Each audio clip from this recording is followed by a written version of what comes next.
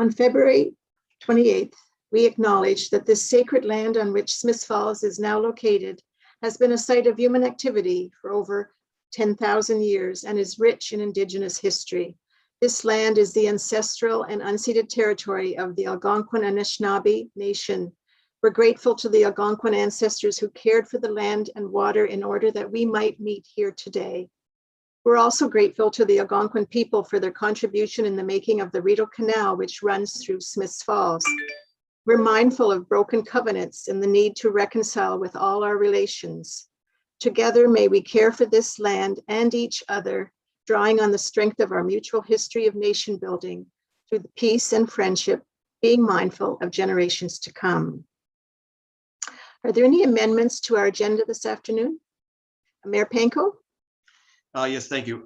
Please add as a priority item flag policy. Okay, thank you. And I believe there are no delegations, no disclosure of, is there any, I should say, is there any disclosure of monetary interest? Sorry, Councillor Dwyer. Thank you, Madam Chair. I'm sorry, I can't get my agenda package to load right now, but it's the CIP discussion where we're seeking to retain a consultant. That consultant is someone who I have hired myself, so I'm going to declare a conflict. Okay, thank you for that. There's no delegation this afternoon. I need a motion to adopt minutes, please. Councillor Dwyer, seconded by Councillor Brennan. That the minutes of the February 14th, 2022 Committee of the Whole meeting be received and filed. And I believe we have a CAO Morris report. Go ahead, CAO Morris. Yes, thank you, Madam Chair. Just a quick one, just to remind committee that, or to advise committee rather, that we've engaged with the successful proponent on the Town Hall renovation, phase 3 renovation work. So plans are underway to begin deploying and setting up. So consequently, the folks in the affected part of the building, which is corporate services, will be relocating to the north wing of the building. Most of us will be on the second level of the north wing. And so we'll be packing up. And at this point, it looks like we'll be moving on the weekend of the March 12th. And construction, we hope, will begin on Monday, March 14th. So for those looking for corporate services people, we'll be in the building just at the opposite end. So exciting times for sure to see phase 3 come to the starting point. So thank you. Thank you for the update. We look forward to this. It's great. We've been waiting for it. There are no correspondence items this afternoon and no in-camera meeting issues. So we're going to start with Mayor Panko, who has wanted to add one of the priority issues. So we'll put him first. Go ahead, Mayor Panko. Thank you.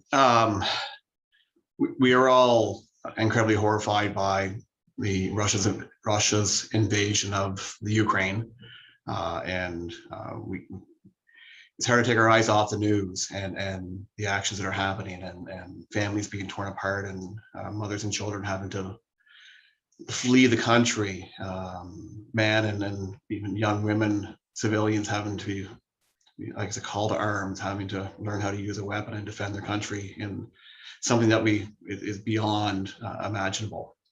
And I would like, I guess, support from committee and council to fly the Ukrainian flag on the community pole in front of Town Hall, and for us to make a declaration of support for the Ukrainian people and a condemnation of what's happening over there. And those who aren't aware, my paternal heritage is Ukrainian. My grandparents were born in the Ukraine, and they fled Russian oppression when they were young and came to Canada for a new opportunity. And I'm forever grateful that they did so and gave us an opportunity for a life as Canadians that we're so fortunate to enjoy. But just looking for support that we can proceed that way and stand in solidarity with the Ukrainian people.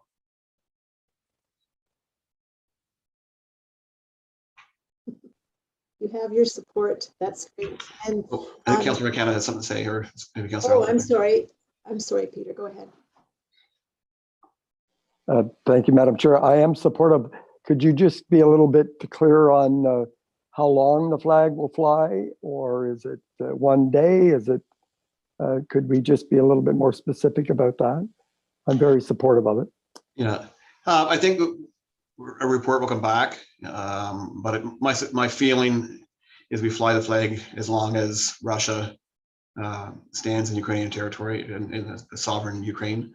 I guess it could always be revisited again in the future, but my hope is that that is short-lived, and that the Ukrainian people are able to, I guess, repel this advance, and perhaps the Russians and Vladimir Putin specifically see the error of their ways and decide it's not worth the advance. But I think at least for the foreseeable future, I don't think we can put a finite date on it at this stage.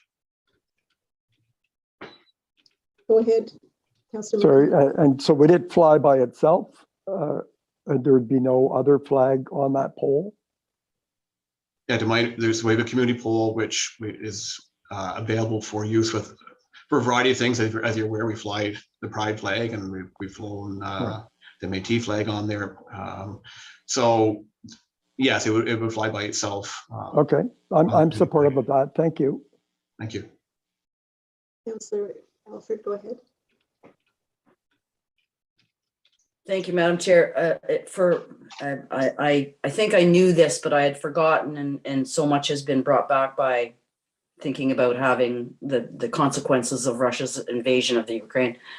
But Canada is also home to the largest diaspora of Ukrainian people. And I have friends, would count the mayor among those, who are from Ukrainian heritage. I'm very supportive of it. It is heartbreaking to watch and heartbreaking to examine ourselves if we were placed in the same position as the Ukraine is now. So yes, I'm very supportive, as is the world. If it did nothing else, it is wonderful to see the world united in something. And that is Russia's invasion of the Ukraine and our objection to it. So yes, I'm very supportive for as long as it needs to be there. Thank you. Thank you. I agree 100%. Looking forward to seeing it fly. Thank you for bringing that forward, Mayor Panko. Thank you. Thank you. Okay. Thanks, everyone. Moving on to our priority issues, 8.1 this afternoon is Development Charges Background Study and Bylaw Report 2022-19. And we have our Treasurer Casile and Andrew Mirabella from Hampson joining us. Welcome. Thank you, Madam Chair. So I'm here this evening to present a report to Council on our finalized development charges background study. This report contains some items for consideration and is being presented for discussion purposes and ultimately to seek committee's direction on finalizing a DC bylaw. DCs provide municipalities with a tool to help finance the growth-related capital costs for providing such services such as roads, wastewater, waters, police, fire, recreation services, and libraries. As per the requirement of the DC Act, the municipality is required to undertake a background study as a first step into the determination of a new DC bylaw. The town of Smith Falls, as we know, does not currently levy DCs. However, as one of Council's key initiatives within our current strategic plan was to commission a DC study. In July 2020, Hampson's was awarded the contract to begin this process. And upon completion of the study, Council held a public meeting, which was on January 26th of this year. This public meeting was to provide members of the public an opportunity to ask questions, provide input regarding the background study and the draft bylaw that was posted. These comments are included as one of the supporting schedules in the report. Council has the authority to implement the maximum allowable calculated rate, which are listed as option 1 in my report, or a DC lower than that. Council also has the option to phase in the DCs over the life of the bylaw, which is listed as option 2. It is important to note that the final financial impact of this revenue stream will be entirely dependent on the rates Council should choose and the volume of applicable development. In conclusion, staff are seeking committee's direction on finalizing the approval of a development charges bylaw. And as noted, Andrew Marabella, our consultant, is here this evening to assist if you have any questions. Thank you. Questions, comments, colleague? Councillor Alfred, go ahead. Thank you, Madam Chair. Councillor Dwyer and I think were first off the mark to make sure that we got this piece of business done. With regard to the options, at least in my initial thinking, we are already as a community woefully behind in introducing development charges, and we've missed a considerable amount of revenue given the growth that we've had the last 3 years that can't be recaptured. So while I'm anxious to hear what the rest of my colleagues think, I am in favor at this point of option 1. I don't think there's any point in dragging this out. I think it's something that we need to get to as soon as possible, but I'm anxious to hear what my colleagues have to say about it as well. Thank you, Madam Chair. Thank you. Go ahead, Councillor Dwyer. Thank you, Madam Chair. Yeah, as Councillor Alfred said, this is a really, really exciting project to see wrap up during our term of council. It's something that I think we all came collectively to the table to at least undertake an initial investigation into how DCs could help make us more financially sustainable as an operation. And I'm really, really impressed and proud of the work that both staff and our friends at Hemson have undertaken on this project. I think it's a starting point. There are certainly other things that I would like to see included in this. And there are certainly some projects that I think are missing from the list. But that said, I think this is a fantastic first start. And by no means would I expect us to dive headlong into this project at a full value as originally forecasted as to our needs. So referring to the table that's included in page 6 of the package with an effective implementation date of May 1st, 2022, with a single detached and semi-detached dwelling rate starting at $2,000. I think that's a reasonable figure to calculate into year 1 of the DCs. I do worry, however, that quite frankly, May 1st, 2022 is a little too soon. I think that it's only fair that we give our development community an opportunity to absorb those costs, or at least pass them along to homeowners, rather than having to eat the exchange and the profit margins. So I would look for maybe some guidance from staff as to what a reasonable effective date would be that would not have a bearing on homes that are currently sold and not yet built. And I don't know that we're going to have an answer to that tonight, because these DCs, particularly for the single detached and semi-detached dwellings, would be payable at the time the building permit is filed. But I suspect there is likely a number of homes that have been sold by developers, but we don't have that permit yet. So my initial thoughts were, quite frankly, that this DC rate would not be effective until the fiscal year of next year. But if staff believe that there's value in having this adopted sooner, then I think we can discuss it. But I would like to see something a little bit further out than May 1st. I think that's a little too quick. Madam Chair, I don't know whether or not we're debating the merits of the non-statutory exemptions either, but all of the references within Janet's staff report, I think, are worthy of exemptions, and I believe we should craft our policy accordingly. I can tell you in Carleton Place alone, we didn't take a thorough look at our exception list, and now we have to apply DCs against our hospital, which is burdensome for everybody and not something that was intended. So I think the list that has been included is a wise set of suggestions. And Janet, scanning the report, I can't find a reference, but can you advise what the approach was to deal with affordable housing units? Are we writing in an exemption for that as well?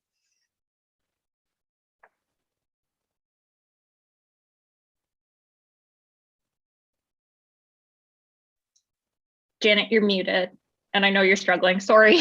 I just wanted to find the reference. So it's on page 6 of the report. And it's suggested that it be accommodated through the Affordable Housing Community Improvement, which is currently being developed. Thanks, Janet. Madam Chair, just a point on that. My preference would actually be to have it dealt with right through this policy rather than waiting for the subsequent policy to come into place. I think it's an easy enough exemption to add to that list in accordance with the rest of the non-statutory exemptions. And that would make it applicable from day one of the adoption. So that's my 2 cents. Thank you for that. Mayor Panko? Oh, sorry. yeah. Andrew, do you have something you want to comment back on what's been said so far? Go ahead. Sure. I guess I have 2 comments from Councillor Dyer's comments. One being on the timing of payment. So just as a general note, there DC legislation, there is a freezing component, a freezing of the rate, so that although there's development are in the pipeline right now, there is a good chance that a lot of those developments are actually going to have the frozen rate of being 0, so wouldn't actually be impacted by the DC bylaw, even if it did come into play on May 1st. That's simply because at the time of site plan application or zoning bylaw, if it came in after January 1st of 2020 and it was deemed a complete application, under the new legislation and regulations, they would actually be held at the rate that was currently enforced at that time, which would be $0 because it wasn't a bylaw. So there is a transitionary measure already for some of those developments that are happening. And if they've already applied for a permit and are building their homes right now, they would have already not paid the DC itself. So that does provide a transitionary within the act itself. Sorry, and did you have a follow-up to that? I did. Yeah, I appreciate that point. My concern is that the majority of our development doesn't qualify for that, as it's not subject to rezoning or site plan control. I mean, certainly some of our larger apartment building developments, like the development that we're looking at on Chambers Street or 7 Maple, wouldn't apply. But I think the bulk of our DCs that would be collected would be coming from projects that aren't going to qualify as single detached, semi-detached, or townhome developments. Okay, that's a fair point. Might depends on the applications that are in the pipe. And then I guess my only other comment as a follow-up to your affordable housing component, my only recommendation is to keep it out of the DC, simply because if it's dealt with through a community improvement plan, you have more flexibility in the administration of that policy rather than the DC bylaw. The DC bylaw is pretty strict in the implementation administration of it. So if there's any deviation or changes to your affordable housing provisions over that time period, you would actually have to go through a formal process to do a study, hold a public meeting, advertise for it, have the background study available for 60 days, and then pass an amending bylaw to remove or adjust that provision. Where under a CIP, you're a little bit more nimble in terms of how you deal with it. So that was my only recommendation for maybe keeping it through a CIP process separately, and keeping the DC bylaw more to things that are like unlikely to change over the planning horizon.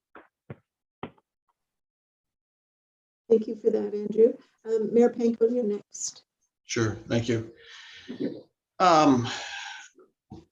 As been said, this has been a while coming, and in an ideal world, we may have had it in place a few years ago, and we don't, but it certainly will be in place, I believe, going forward. And I'm proud this council has been very committed to growth, and we're experiencing growth, and I believe growth will continue for years to come. And I don't believe having development charges will in any way impede that growth.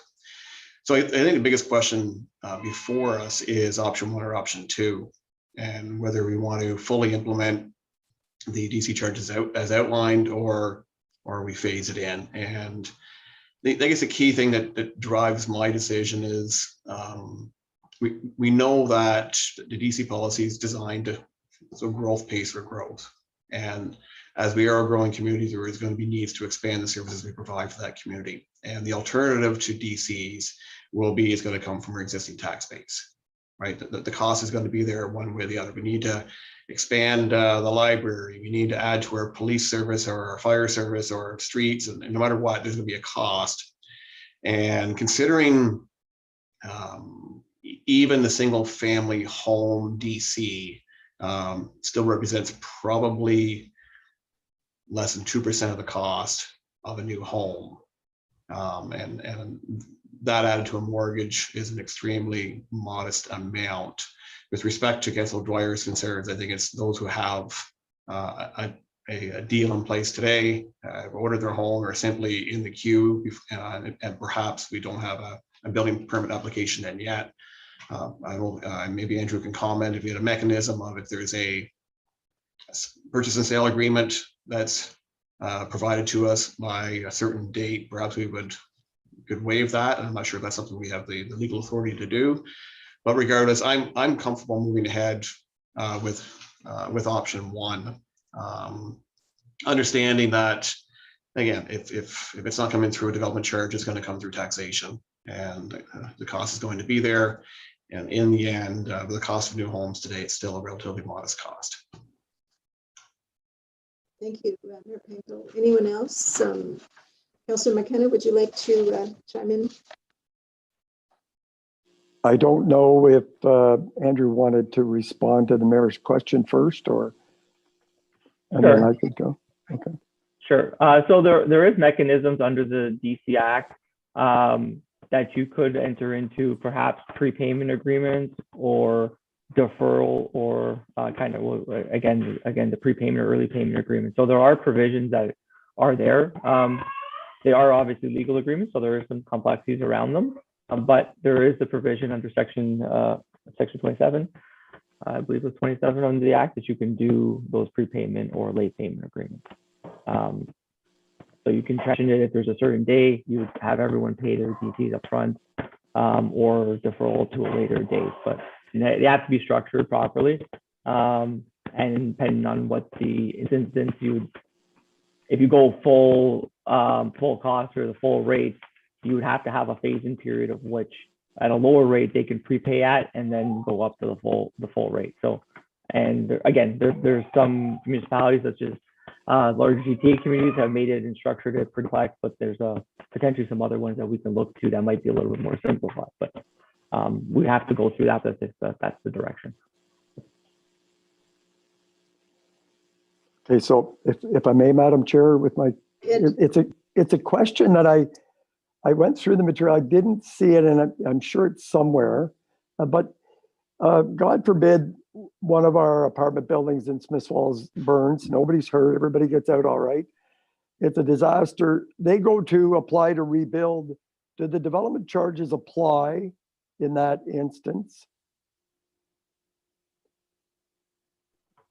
So through the chair, there is a claim provision in the bylaw.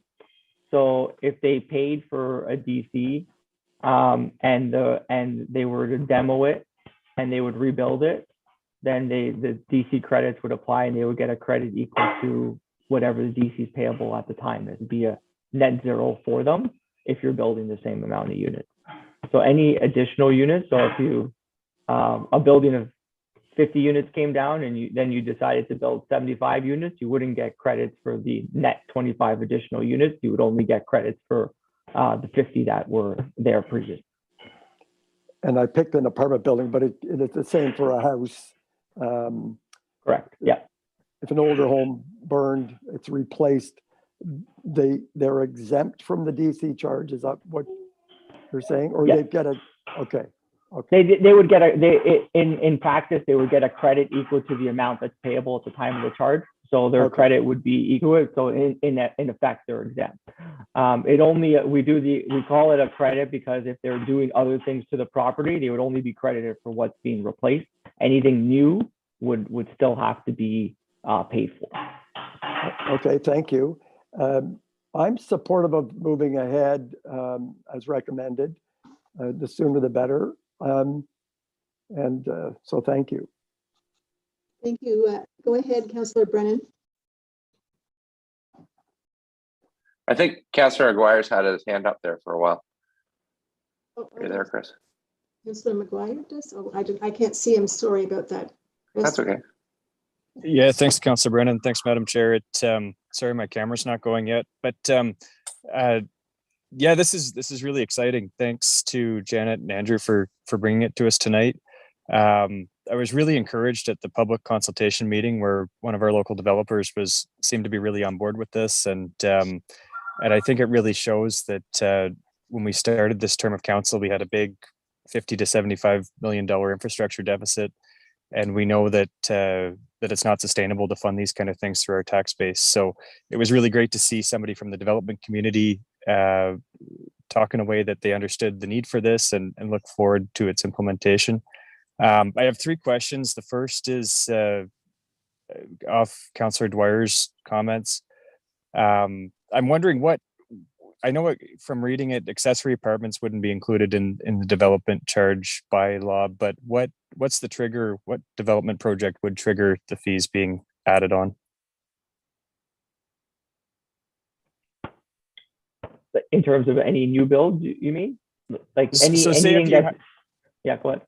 If you had an existing property and you were going to add one accessory apartment to the basement, say you're okay, but say you wanted to add two, would that trigger the charges?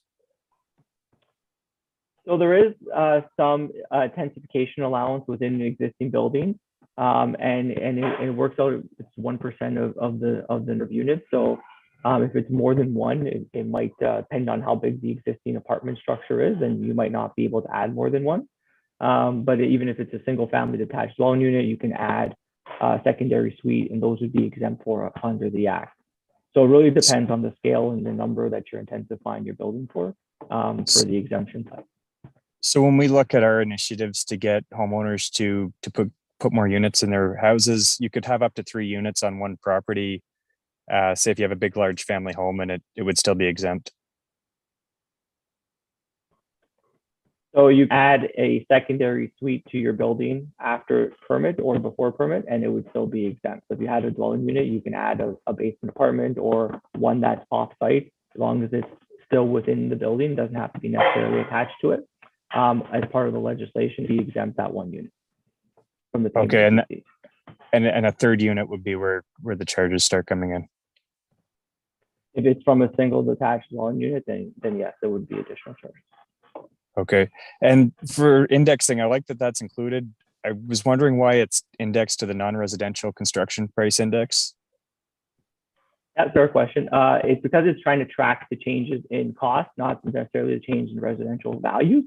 So it's changing what the municipal construction would be of a new facility or a roadway. So that's why it's tracked at the non-residential construction price. Okay, great. And then the last question is how is this going to affect our cost recovery, or will it affect any of our cost recovery for water, wastewater, the plans we have there? So through the chair, it'd be difficult to quantify at this point.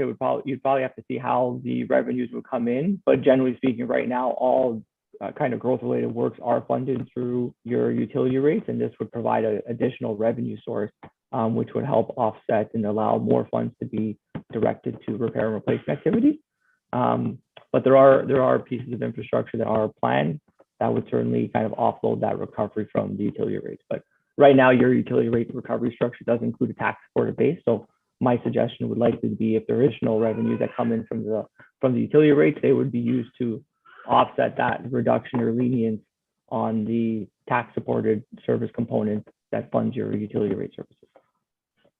Okay, great. Thanks, Andrew. So I support the full implementation. I'm just I'm a little bit more cautious with how this will affect individuals that are trying to do everything we're trying to get them to do with intensification versus developers. So for new development, I think it's great. Let's get it in. But if there was a way to put maybe this is through the CIP, but if there's a way to let individual homeowners that want to add an attic apartment or a basement apartment not have to pay this, I think that's great, because essentially the infrastructure is already built for those kind of intensification projects. Thank you for that, Councillor Maguire. Councillor Brennan, go ahead now, please. Yeah, just to follow up on Councillor Maguire there. So if there was some adjustments made to a dwelling to add unit or units, it would not be subject to development charges. That's right. You have the ability to add a unit to a development to your existing dwelling units, right? So if you have a structure, you can intensify your unit, and that intensification of that unit, if you add the basement apartment, would not be subject to DC. Okay, I just wasn't following it. So yeah, obviously that we are sort of an outlier in the area in terms of having these things. I have, I will support it. However, I have some sort of doubts about how it's really going to help our efforts to keep up with infrastructure, given that much of the town is already been developed or is underdeveloped. I know that there's a certain amount that is planned that this will apply to, but hopefully that, because when we talk about, well, we have to, think about the taxes that people pay. I'm not sure how much revenue, and it's not really clear to me in the study. There's no really quantified, what we're projecting that we're going to bring in. But like I say, we're an outlier. I support it in principle, but I think that it'll be for this council and councils in the future to answer the questions of our tax rate, given that we've put in DCs. I'm just not sure how much money this is going to bring in.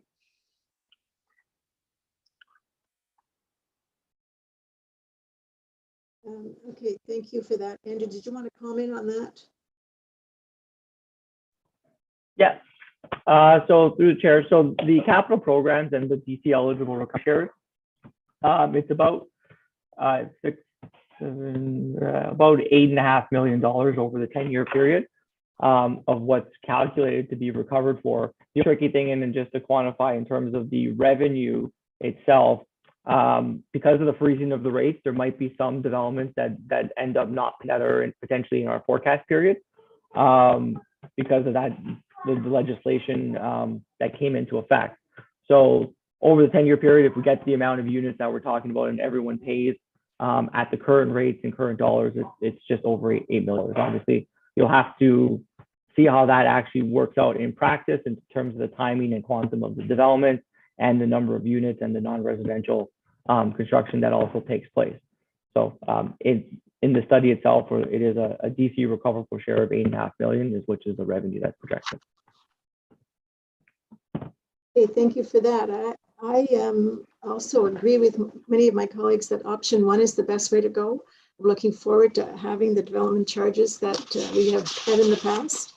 And I especially like the fact that in your report, the Affordable Housing Community Improvement Plan, the CIP, will help us get affordable housing, because I sit on the housing task force with the mayor, and one of the things we know we need the most right now are some affordable units, especially for 1 and 2 bedrooms. And we'll have one come forward tonight, which is great news. But I think as we move forward, we need to be looking at that, continue to look at that. And I just want to thank you, Andrew, for coming tonight and sharing your information with us and answering our questions. It's been very helpful. And I understand from Treasurer Kazil that tonight was to be questions and comments, and this will be coming back at the at the March 14th Committee of the Whole. Is that correct, Treasurer Kazil? Well, thank you, Madam Chair. So from my understanding, I have 4 that have indicated that option 1. So we do have, majority wanting to proceed with the maximum rates. There has been some discussion on the effective date, the implementation date, which being May 1st. That was Councillor Dwyer. I don't know if the majority is in favor of the May 1st, if you wanted to change that date.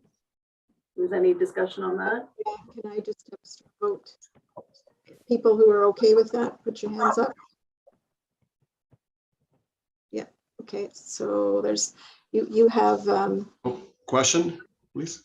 Oh, I'm sorry, Mayor Panko, go ahead. Yeah, I guess as we discussed a little bit earlier, it's just more if there's homes which have been purchased that are in the queue but we have not yet received a building permit for that. I guess, a building permit application. So, I mean, May 1st would still provide time, I guess, for those arrangements to come forward. I'm just wondering if there's any, as Andrew mentioned, there is some flexibility here, some enabling regulations that would enable us to perhaps have some concession for, again, something where there's someone that's already made the purchase, already done their financing, already prepared to move ahead. I would prefer not to drop it on them at this stage if it's at all possible. So it's a matter of what's the best path forward, the best mechanism to accommodate what may be a handful of individuals or families that have already made arrangement but have yet to have a building permit application submitted.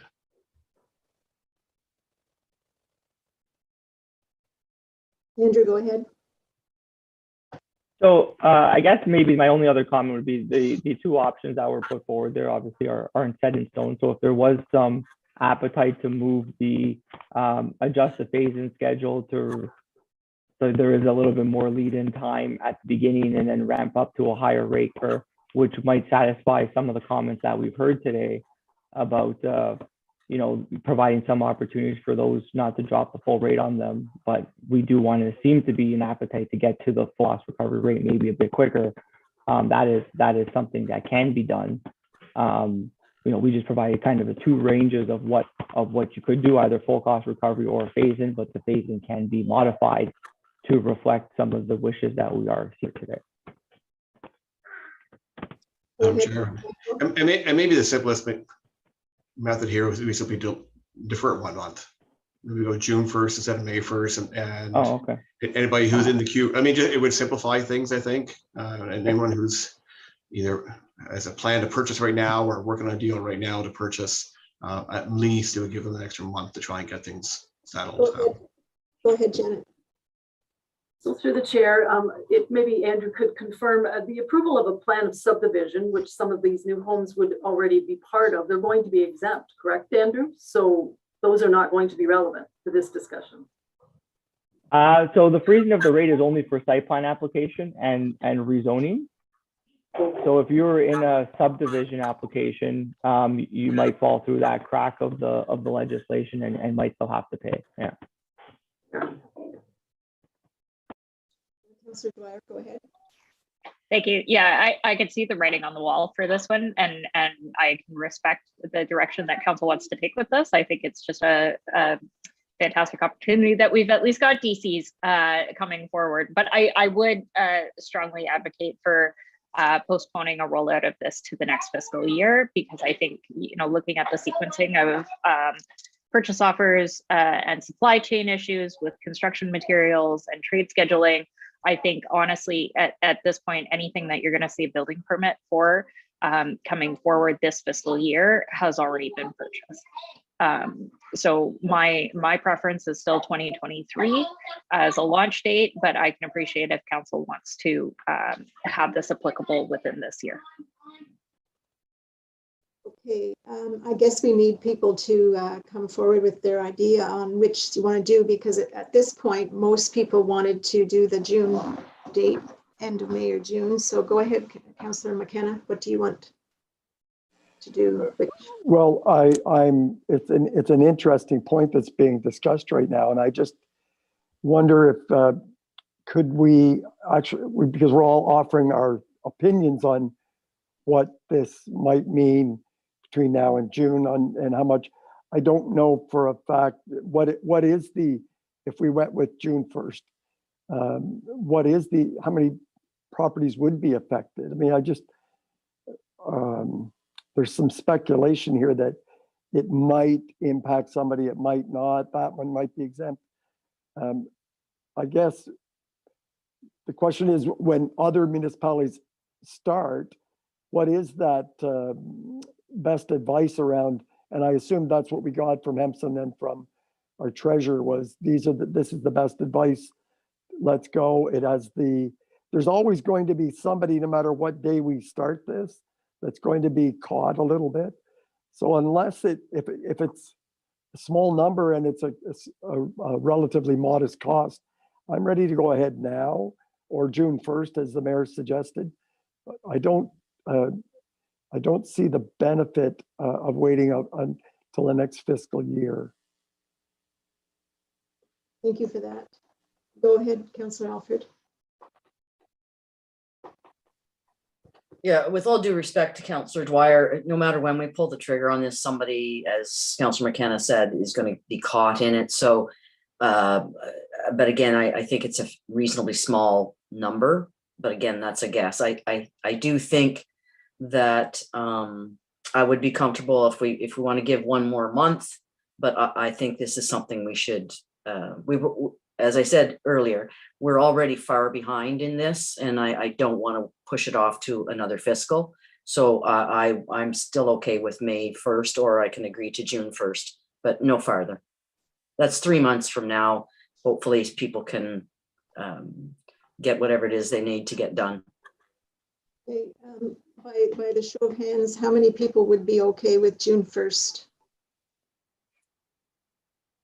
Okay, that's great. So you have your what you need, Janet, for this.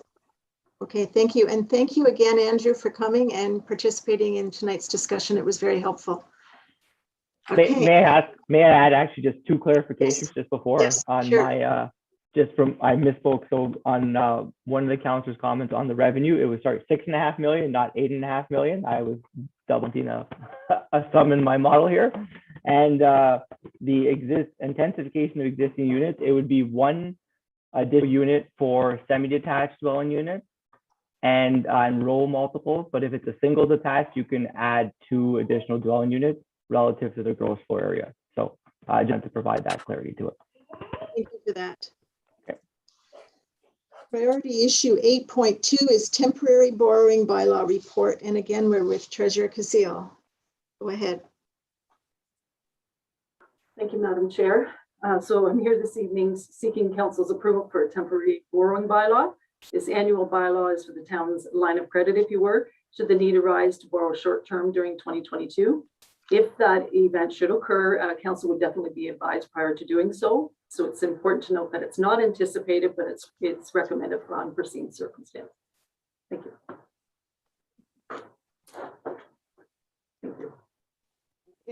We've got nods and thumbs up for that, Jen. Thank you. Moving on to priority issue 8.3. This is with Manager of Economic Development Tourism, Julia Crowder, and it's the Rideau Heritage Route Signing Authorization Report. Welcome, Julia. Thank you. And through you, Madam Chair, the report before you is just to request council provide a signing authority to update the records for the Rideau Heritage Route organization. Currently, it's still under Jennifer Miller, the former Manager of Economic Development, and we need a resolution from council in order to update the records so we can proceed with some administrative tasks on that organization. Great. I see nodding heads and thumbs up as well. Thank you for coming and good luck with that. We're glad you're taking that one over for us. It's a very important one. Thanks, Julia. Councillor McKenna has a question. Oh, I'm sorry, Councillor McKenna. Go ahead. Thank you, Madam Chair. Just regarding the inactivity of the association, I'm just wanting to look at any risk to you, Julia, or to the other co-signator. Is it limited?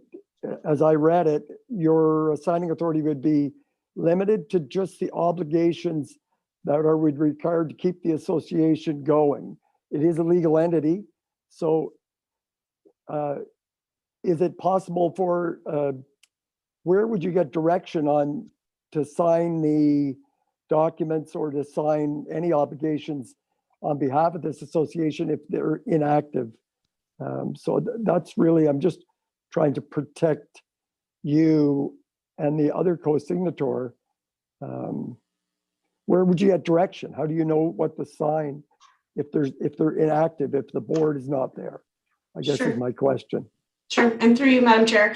The board, you're right, is inactive, but the organization is still there. And so we have legal obligation to do taxes as part of that. And there are still some accounts payable, accounts receivable matters. So even though the board isn't meeting, the other signature and I were the main signing authority for that organization. So we can make the decisions to move forward and do those things as part of our mandate and within the board's bylaws. So there is a review happening as part of the Leeds and Grenville's rebranding and tourism strategy to see if we want to continue on with this entity, or if Leeds and Grenville wants to take this over, or if we should re-engage the board and start the partnership. So that review is taking place. If none of those options are favorable, then we would just look to dissolve the board and to end the corporation. And then there wouldn't be any risk, I guess, to myself or the other signature. Any other questions or comments? Okay, thank you. Thank you for coming tonight with that, and you can keep us up to date on how it goes forward from here. Thanks, Julia.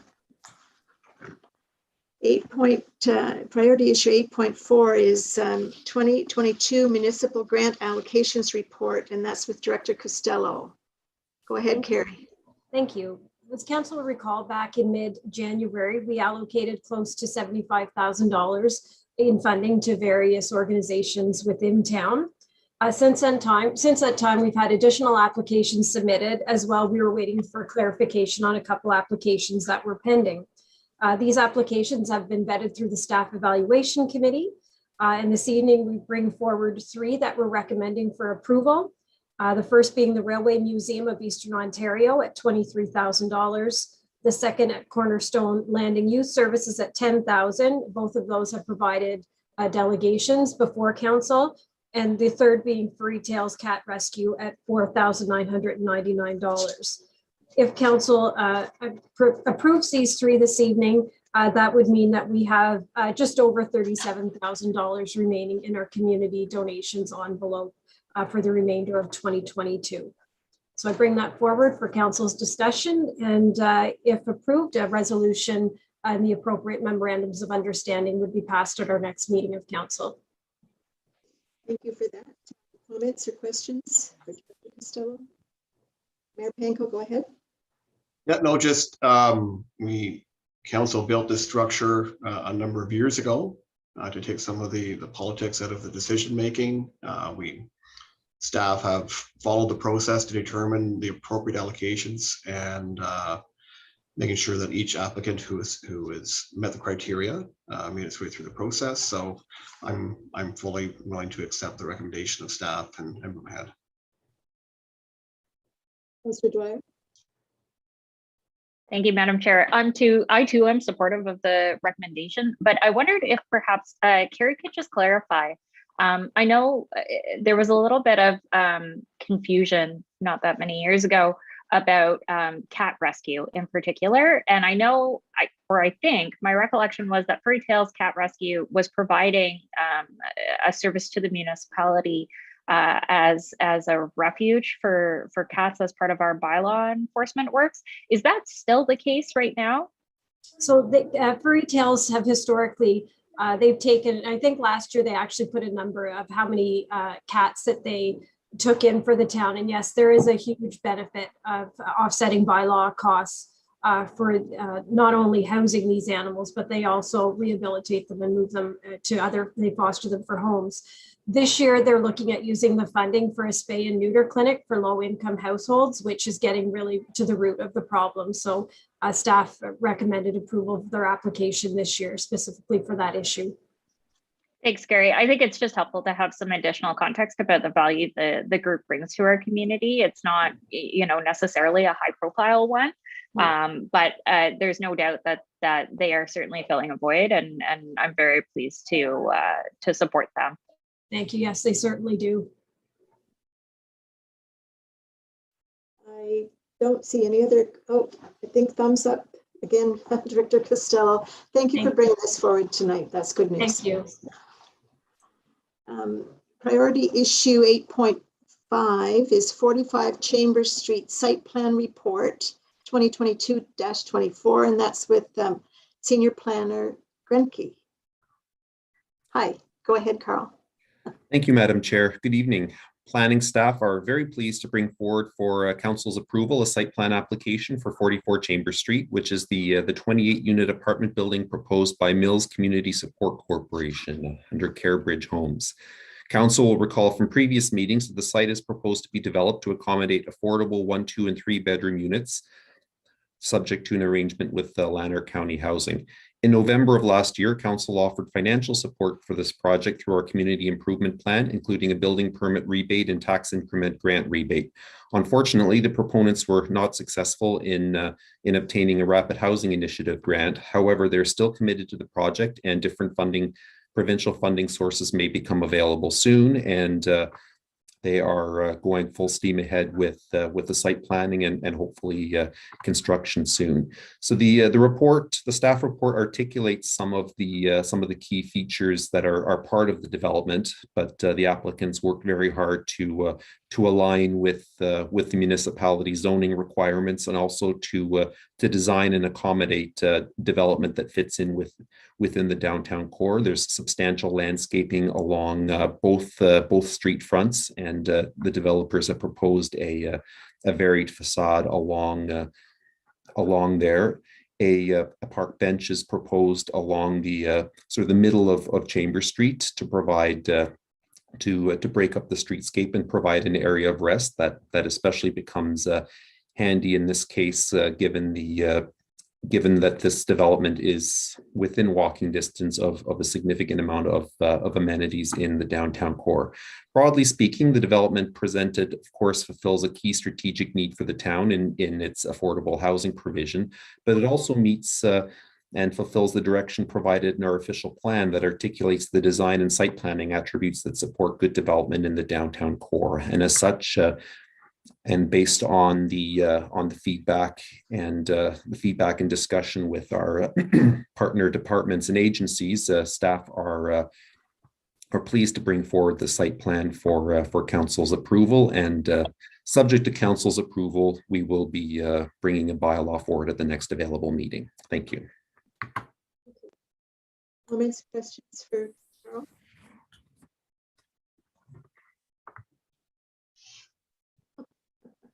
Go ahead, Mayor Panko. Yeah, thanks, Carl. And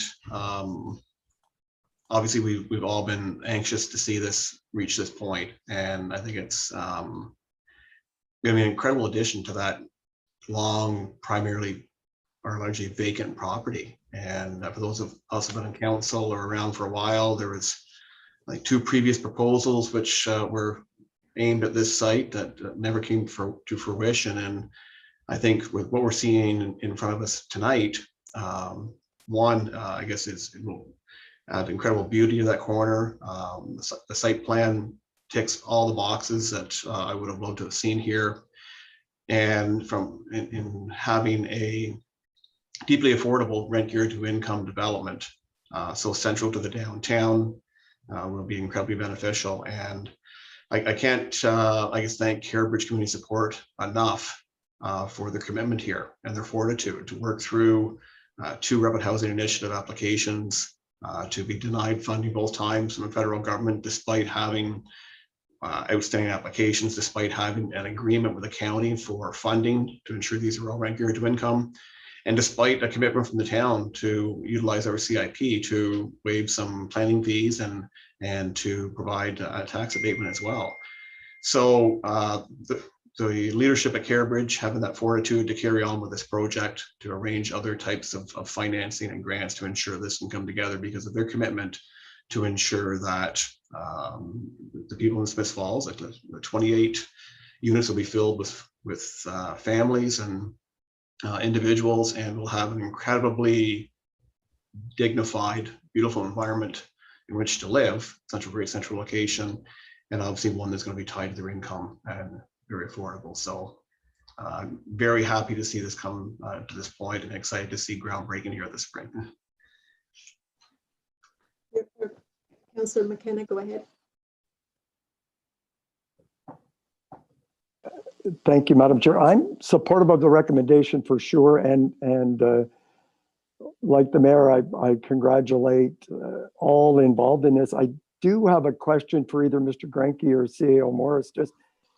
And I've never had to consider when other developers come forward with their applications. I've never considered, are they viable? Because we've heard also that the funding's through the federal government has been turned down, and there's a vague reference that the funding is coming together and it may be coming.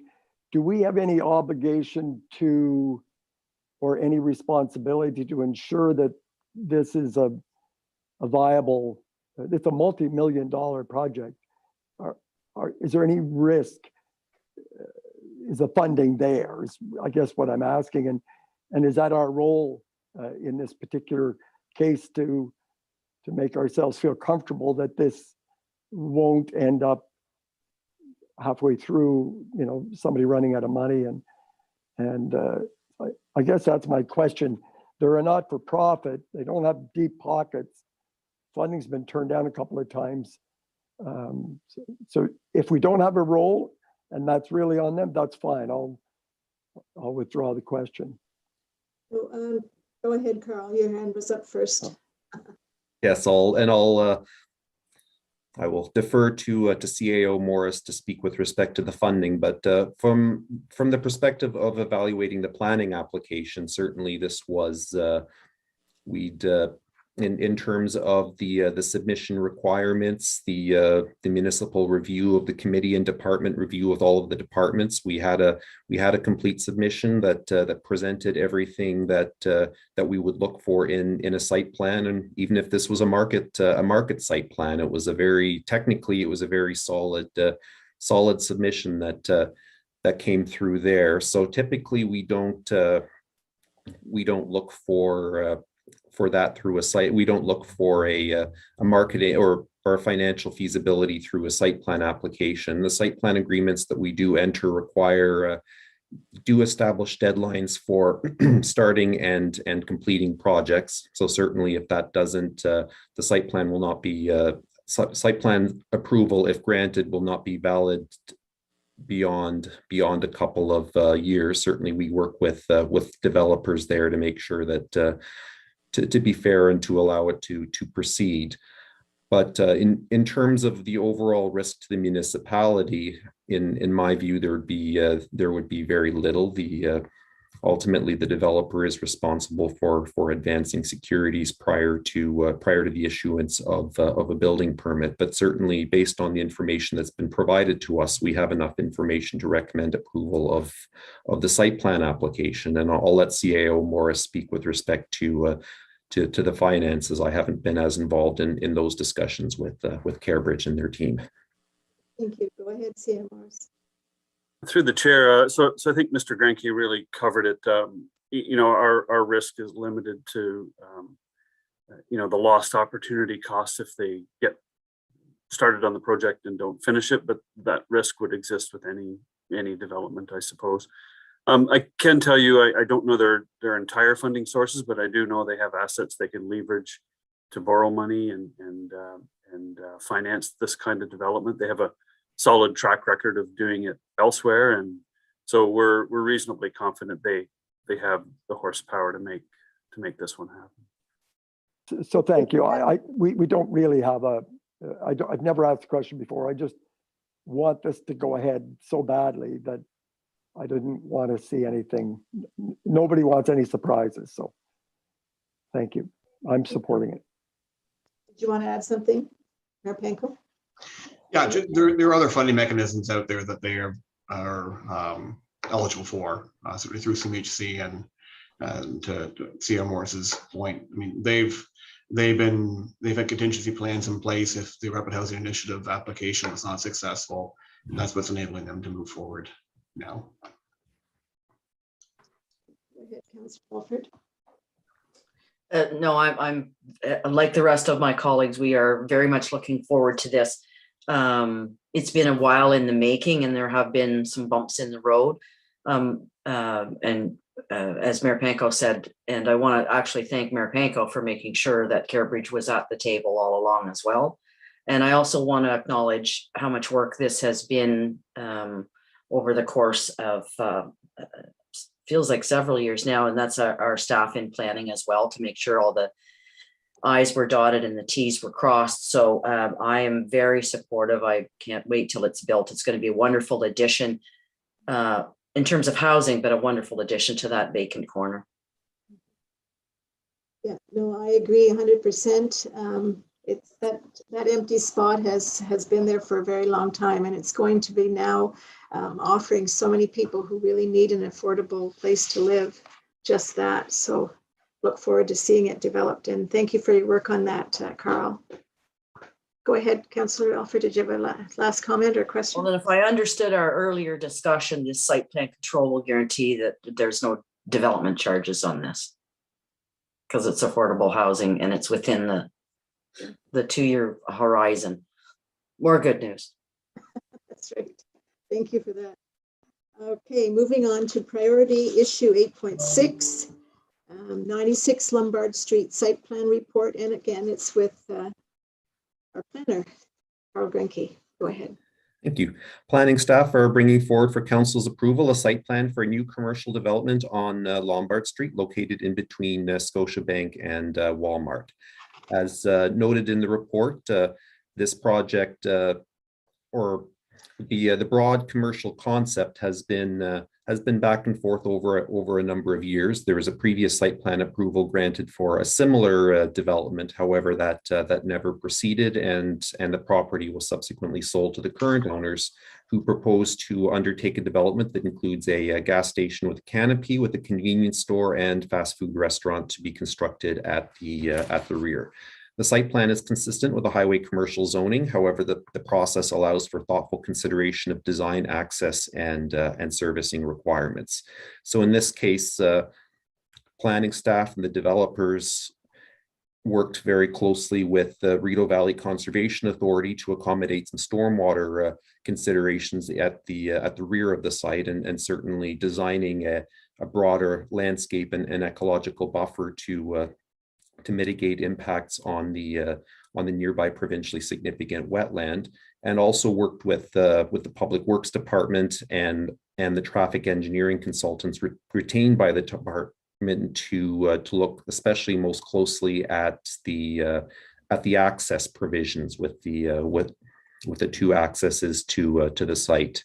But just broadly speaking, I can just go over some of the features on the site. It is a highway commercial setting. However, the applicants are proposing a pedestrian connection to the restaurant, as well as just a picnic table next to the wooded areas. They've worked on some facade enhancements, especially on the sides and the rear, to upgrade the facades there.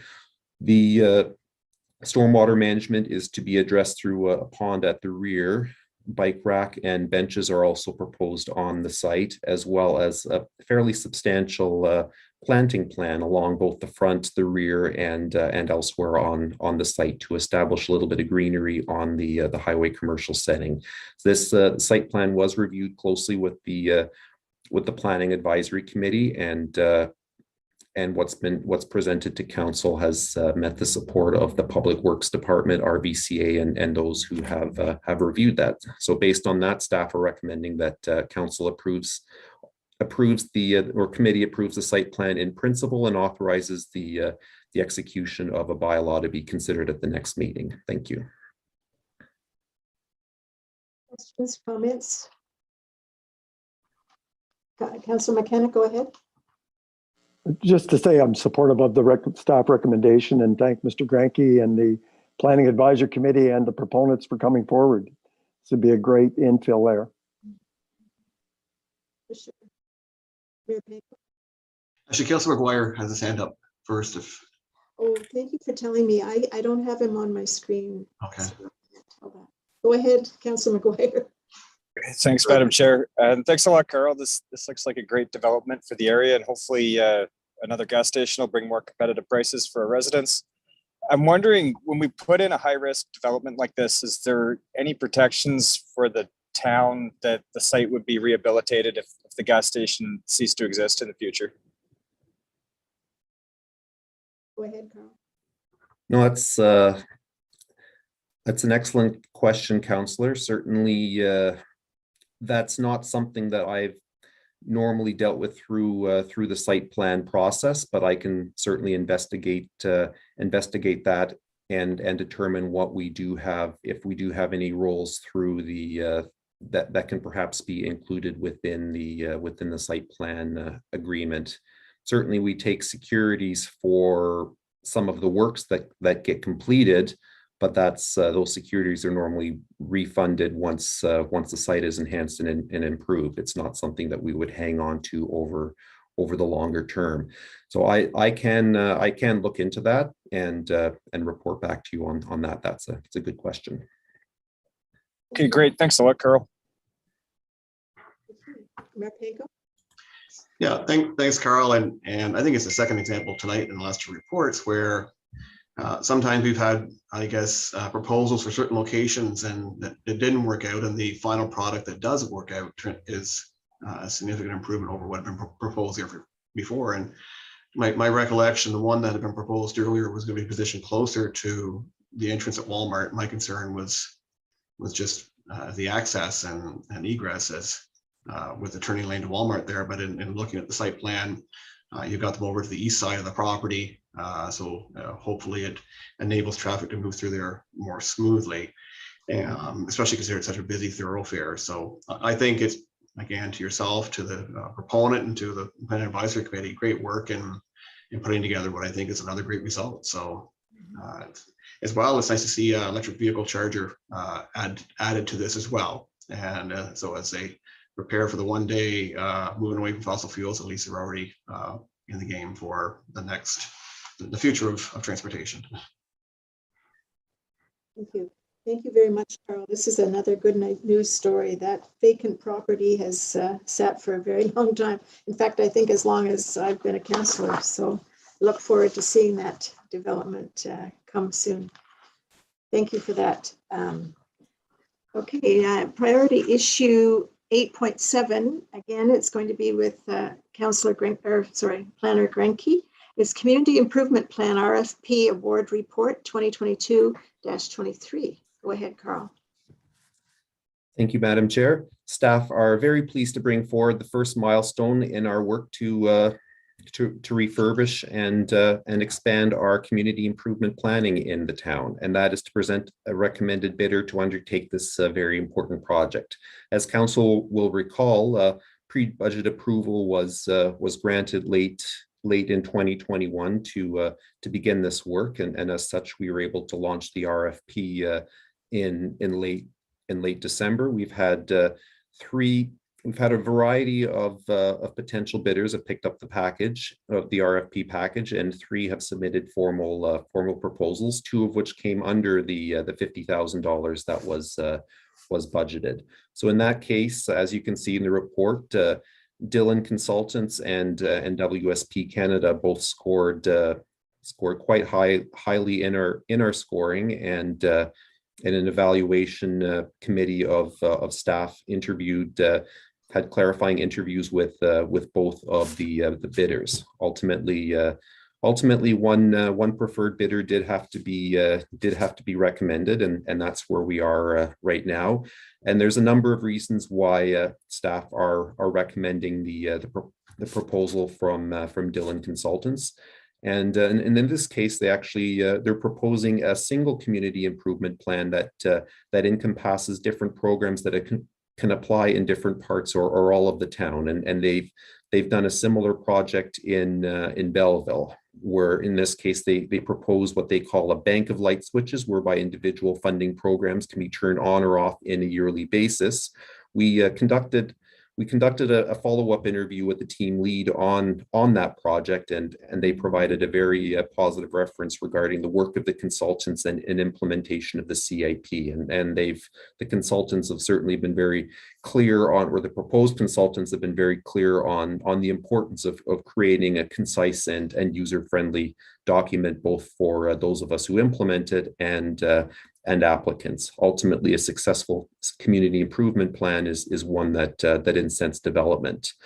They're proposing a scope financial analysis where they model a tax increment based on interest rebate-based incentives, and will model financial implications on case study property, and also propose to use the incentives to promote urban design and sustainable built form, and of experience in working with leveraging other levels of government. One thing that I found to be a very solid part of their bid as well is that they're proposing up to 15 interviews with key stakeholders to discuss issues and priorities facing the town, and certainly a broad community improvement plan that potentially covers different geographic areas it's very important that we do target, identify, and meaningfully engage each of these stakeholders. So the application forms also are proposed to be built into the CIP. The consulting team has demonstrated a significant experience in related projects, and they've undertaken a number of CIPs, as well as looking at affordable housing work throughout Eastern Ontario. So certainly from the staff end, we're grateful for those who've demonstrated or provided proposals to work with us, and at this point we're prepared to recommend that council authorizes us to enter into an agreement with Dillon Consulting to undertake this work. And if council agrees, we will let them know right away, and the first course of action will be to meet with the consultants and identify our stakeholders and our process to move forward and promote this important project in the town. Thank you. Thank you, Carl. Councillor Brennan, you have questions or comments? Go ahead. Just a question, Carl, and I can't find it in the report. What is there a timeline for to get this work done? Go ahead. The proponents propose to have the Dillon Consultants proposed to have the work completed by late November of this year. So we've identified through the RFP a desire to have this completed by this term of council as a goal to aim for. So you said November through the chair? November? Okay, so there will be right at the end, I guess. But anyway, okay, that's good. I'm glad to see we are revisiting the CIP. I'm very glad to see that. Councillor McKenna. Thank you. I'm supportive of the staff recommendation, and thank you, Carl, and your team for putting the package together. I had one question regarding the application forms to be built into the CIP. Would they be digitized and in plain language, intuitive, so people don't have to fill out paper? It's going to be all those forms, everything will be seamless and straightforward? Go ahead, Carl. That is very much our expectation. There are accessibility requirements that that are required, and that any consultants we choose would need to fulfill, and we expect fillable PDFs as part of that, but certainly a user-friendly application that is as concise as possible, I think is definitely a goal that we would work with our consultants on ensuring. Great, thank you. Mayor Panko. Yeah, thanks, Carl. And because the report speaks well to the benefits of the CIP. Obviously, we provided $215,000 approximately in grants, leveraging $830,000 of development in our downtown. So very encouraging. While it'll never be perfect, I think it's had a very meaningful difference in our downtown. I like the approach by Dillon. I'm somewhat familiar with their work in Belleville. We were fortunate to have Mayor Panchuk from Belleville speak at a housing task force meeting back in 2020, and he spoke to the development of their CIP, and it was not complete at that point, but the process they were following. And I think the result we will get here will be a significant improvement and provide, I guess, future councils with a broader range of tools in which to leverage improvements and development in our community. My only disappointing part, I guess, is November is really late.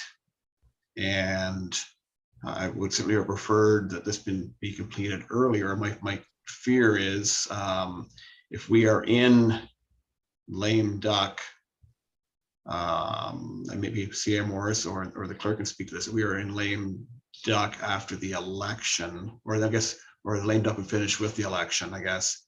There's some clarity there as to council's ability to follow through and conclude this with this term of council, especially understanding we would need committee of the whole discussion on it and a council decision while this council is still sitting. So just not sure if we're any potential legal position that may prevent us from being able to move ahead if this comes forward in mid to late November.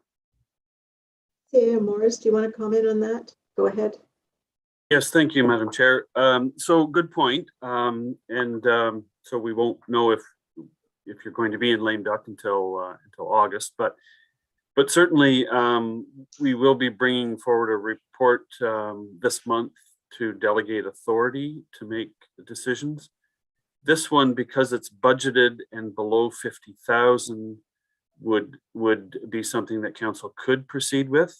I'm looking to our clerk Costello to confirm that, but my understanding is if it's in the budget and less than 50,000, you would not be constrained. Yep, no, you're correct, CAO Morris, and we are bringing a report forward to delegate authority to CAO Morris. So the timing at this point shouldn't be a concern, Mayor Panko. Okay, thank you. I support the recommendation. Oh, I'm sorry. Go ahead. Go ahead, Mel. I think the point, however, about this project finishing later in the term or later in the fiscal year is a good one, and there is a lot of work here, a lot of consultation, as Carl mentioned. They have a very robust outreach component to this, which is of course desirable. But what I can say is we can work with Dylan if council approves their appointment to see if we can compress the timetable. But it is a large undertaking, and we have to bear in mind we're not only reviewing an existing program, we're creating an entirely new one. And these things take time to develop good policy. But I think the point is taken, and we'll certainly engage with Dylan to see if we can accelerate it to some degree. Super. Councillor Alford, you had your hand up. I'm sorry that. Only as far as I couldn't see Councillor McGuire, and I was pretty sure he'd have some comments on this one. So I wasn't sure you could see him.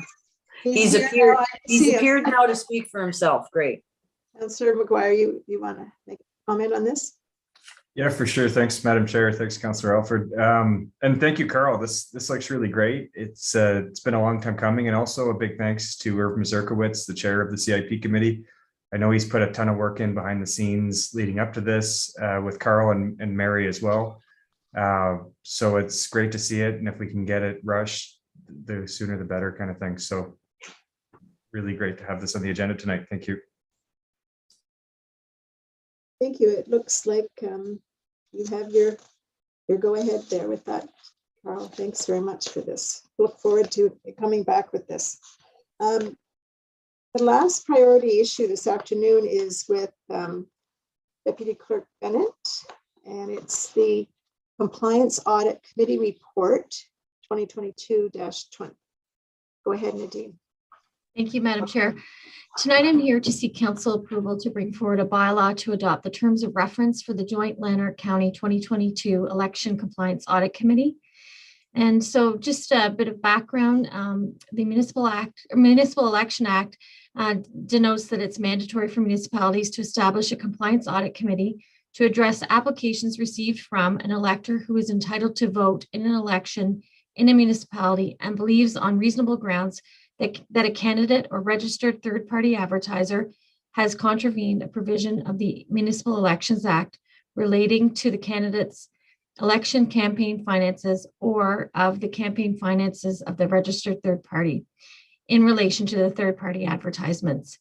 And we are very lucky to work with our local Lanark County Clerks Group on this. We work on a wide range of issues with them, and certainly with the election coming forward, we are taking a joint approach to pool our resources and ensure qualified appointees to the Compliance Audit Committee. So this, just for council's indulgence, this type of terms of reference was adopted by a previous council. And so it's very similar. That something that we just review and made minor changes. The joint recruitment is being conducted and applications are due on March 25th, 2022 at 12 noon. And so tonight, again, we're just seeking council's support to bring forward a bylaw to adopt this. I should denote that there is, financial implications, as in the past. You'll denote under the budget section that in the event that if an application is received, the affected municipality would be responsible for the associated costs, and the clerk of the municipality would serve as a committee secretary in dealing with this specific application. So I seek your direction tonight if we can bring forward a bylaw to our next meeting of council. Any comments other than thumbs up? Councilor McKenna, go ahead. Thank you, Madam Chair. So I'm supportive of obviously, it's a great process that we have in place in this country and in this province and in our municipality that protects the integrity of elections.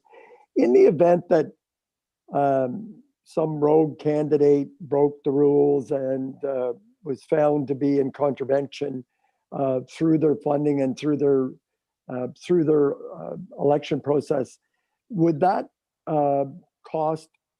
I see the municipality bears the cost of bringing the audit committee together. Could the person who's actually breached that be required to reimburse the municipality? Is that part of the penalty? Or I guess they don't issue penalties. They just say, yes, there was a breach. This is what was wrong. And then other forces take over. Is that what it's not my understanding that they would be charged or that they would have to, take on the fees for that. As it denotes in the terms of reference, a report's brought forward and that decision is made by the committee. But it's not my understanding that they would bear the cost. The cost would be borne by the municipality. I know Clerk Costello is also on, in case I'm not answering that correctly, but that's my understanding. Thank you. Any other comments or questions? Councillor Alford? Just, I know how much effort goes into preparing for an election, so I want to wish, and I know my colleagues do, that we wish you and that our deputy clerk is very capable, and I'm sure you're looking forward to the challenges that come with this election too. I think all clerks look forward to an election. It's something we gear up for every 4 years, and we're always learning. So thank you for that. Well, we know you're exemplary at your job, so we look forward to you doing that with us. Any last comments before we leave this? Okay. My goodness, I was looking at 8 priority issues and thinking this would be a longer evening. So thank you, everyone, for your indulgence. I'm going to ask for a motion to adjourn. Councillor Dwyer, seconded by Councillor McGuire. All in favor? That the adjournment is that the committee adjourn its proceedings at 6:25 p.m. and stand so adjourned until the next duly called committee meeting. All in favor? Thank you again, everyone, and have a nice evening. Good job, Madam Chair. Thank you. Good night, everyone. Good night. Nice to see you, Chris.